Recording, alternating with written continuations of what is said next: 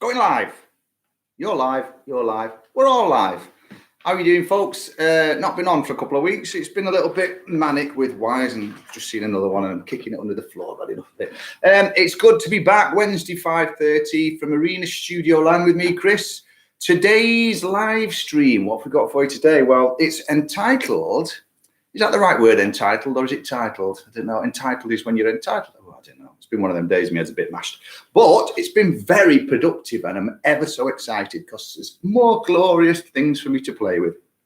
Anyway, today's hack is all about, it's a little strumming hack for all you acoustic guitar players that is going to be able to make your strumming patterns doable if you apply this. Now, I'm going to play this 4-chord section for you without the hack, and then I'm going to play the 4-chord section with the hack and see whether you can spot the difference. So this is without the little guitar hack that's going to cheat it and make it easier to do. So this is how it's supposed to be.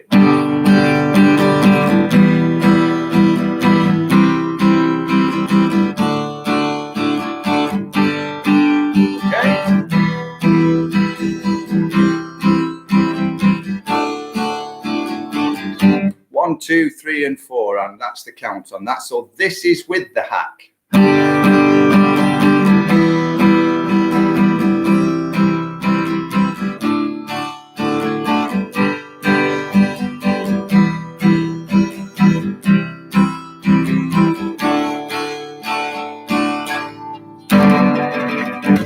So that's with. Now, most of you probably, as you're watching this at some point, won't spot the difference.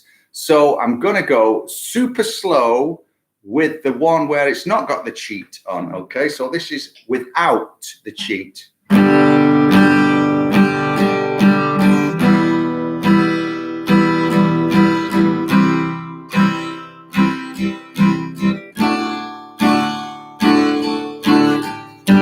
Okay, and this is with the cheat. Even slower still. So hopefully this should sort this bit out for you once you see how slow I go. Watch the left hand, okay?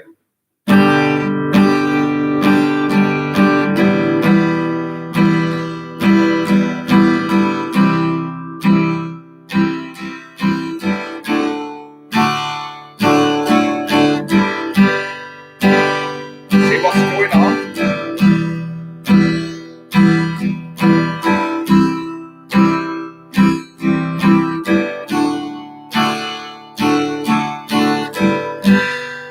So the little cheat is the strum goes 1, 2, 3, and 4, and 1, 2, 3, and 4, and what you're trying to do is land and change the chord to the next chord on the first beat of each bar. So you're going to go 1, 2, 3, and 4, and down on your next chord. With this little hack, what you're actually doing is giving yourself a half beat extra by going 1, 2, 3, and 4 off. So the actual upstroke of the very last part of the strum is that.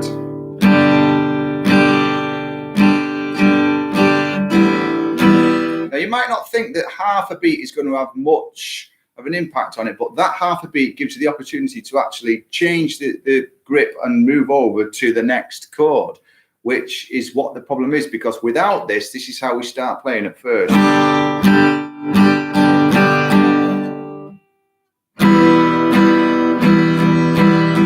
Where you stop altogether while you change to the next chord because you're trying to get that chord to land on that first beat of the bar. But if I do it slow again like this, you can see I've created a little bit of extra time there, a little bit of extra length. A little bit of extra... Doesn't take long, does it? A little bit of extra length between the beats to actually make that transition to that next chord. Now that most people don't realize at some point or other when they're strumming chords and songs and bits and bobs on the old guitar that they end up doing that. You know, I can sort of give you a demonstration of.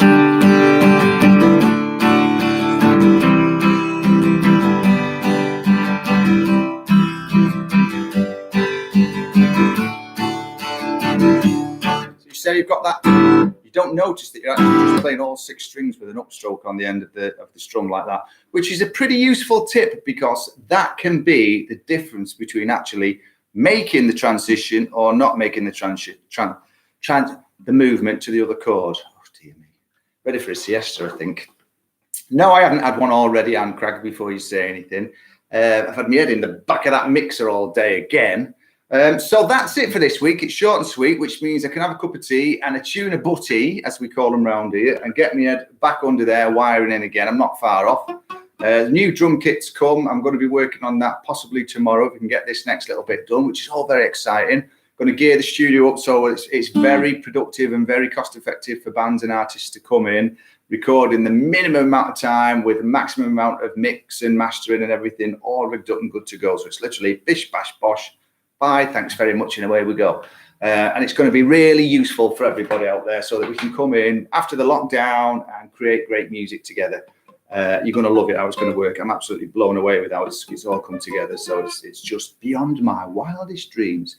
So before I go, please subscribe to the YouTube channel if you've not already subscribed to it. I need your subscriptions. It makes my day, and it's the first thing I check in the morning is to see how many subscribers I've got overnight. So I'm on a little bit of a roll at the moment. I've had about 80 odd in the last month, which is fantastic. So I appreciate all the subscriptions from everybody there that's joined the channel, and hopefully I'm going to keep supplying with some brilliant content that's going to keep you amused and entertained for the rest of your born days. So don't forget to check that YouTube channel. You can find me on Facebook for you guys, YouTube for you guys, as you know. Please give the Facebook page a thumbs up and a like as well. It's much appreciated. I am on Instagram. You can find me on all the socials, on Twitter, Instagram. I'm on TikTok somewhere, but the truth be known, I don't really bother with it because I can't dance. So that's it. I shall see you next week, 5:30 GMT time. Any questions that you want to send over, you can send them over by email or personal message me or text them, do whatever you want to do.